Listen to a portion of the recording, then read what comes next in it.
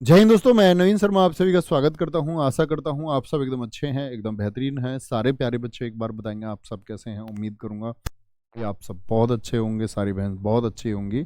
और हम लोग पढ़ रहे थे प्यारे दोस्त आपका दिल्ली सल्तनत को। तो दिल्ली सल्तनत में हम लोग पढ़ रहे थे अलाउद्दीन खिलजी। एक बार कमेंट सेक्शन में सारे दोस्त बताएं अलाउद्दीन खिलजी का शासनकाल कब से कब तक रहा। तो हम आगे की क्लास को बढ़ाते हैं और आगे कंटिन्यू करते हैं। ठीक है, तो दिल्ली सल्तनत की इस क्लास को आगे पढ़ेंगे। तो मैंने कहा अलाउद्दीन खिलजी किस तरह से गद्दी पर बैठा, अपने चाचा जलालुद्दीन खिलजी को उसने किस तरह से मारा, ये कहानी मैंने आपको बताई। उससे आगे बढ़ते हैं। उत्तर भारत पर विजय, यानी कि जो नॉर्थ इंडिया है उस पर अलाउद्दीन खिलजी ने किस प्रकार से विजय प्राप्त की। आज ऊपर की स्लाइड बताएंगे। ऊपर की आज दिख रही होगी ना स्लाइड, आज तो गायब नहीं होगी ना। देख के बताओ, आज लाइट सही है ना, ऊपर की स्लाइड दिख रही है ना साफ। ये बता देना एक बार थम्स अप करके, है ना। फिर शुरू करते हैं, ठीक है, आगे आएंगे। तो सबसे पहले मैंने कहा कि उसने उत्तर भारत को जीता और उसके बाद दक्षिण में जाएगा। उत्तर भारत से मतलब नॉर्थ इंडिया की तरफ, इस हिस्से पर पहले टारगेट करता है दिल्ली में बैठ के। तो सबसे पहले गुजरात आया। गुजरात अभियान कब किया उसने? 1297 में चला, 1298 खत्म हुआ। राजा कर्णदेव को हराया। राजा कर्णदेव जो आपका बघेल वंश के शासक थे। बघेल वंश किससे संबंध था इनका? बघेल वंश से संबंध था इनका। बघेल वंश के शासक राजा कर्णदेव को हराता है और उनकी पत्नी कमला देवी से शादी कर ली। क्या जी कमला देवी में मना नहीं किया शादी को? नहीं जी, कमला देवी ने मना नहीं किया। क्या बोलेंगे? कमला देवी ने मना नहीं किया और कमला देवी शादी कर लेती अलाउद्दीन खिलजी से। और कमलेवा देवी को ही जो उपाधि मिली अलाउद्दीन खिलजी के द्वारा, वो मिली मल्लिकाए जहां। अलाउद्दीन खिलजी ने किसको मल्लिका ए जहां की उपाधि दी थी? किसकी? मल्लिका ए जहां की उपाधि दी थी। क्या बोलेंगे जी? आपका ये उपाधि दी थी कमला देवी को। कमला देवी तो ये समझ लो इसकी बेटी और है। बेटी है इसकी जो 6 महीने की थी। ठीक है, उसको भी अलाउद्दीन खिलजी ले गया। यहां देखने की बात यह है कि ये जो गुजरात का शासक है कर्णदेव, जब ये हार गया तो ये भाग के पहुंच गया। भाग के कहां पहुंचा? ये हार गया तो अपनी जान बचाने के लिए ये गया दक्षिण में। कहां चला गया? गुजरात से दक्षिण में। और दक्षिण में अलाउद्दीन खिलजी ने 1296 में कहां पर अभियान किया था? बोलेंगे जरा। आप कहेंगे भैया अलाउद्दीन खिलजी 1296 में गद्दी पर बैठने से पहले, गद्दी पर बैठने से पहले देवगिरी गया था। देवगिरी गया था वो 1296 में, ये बात याद है।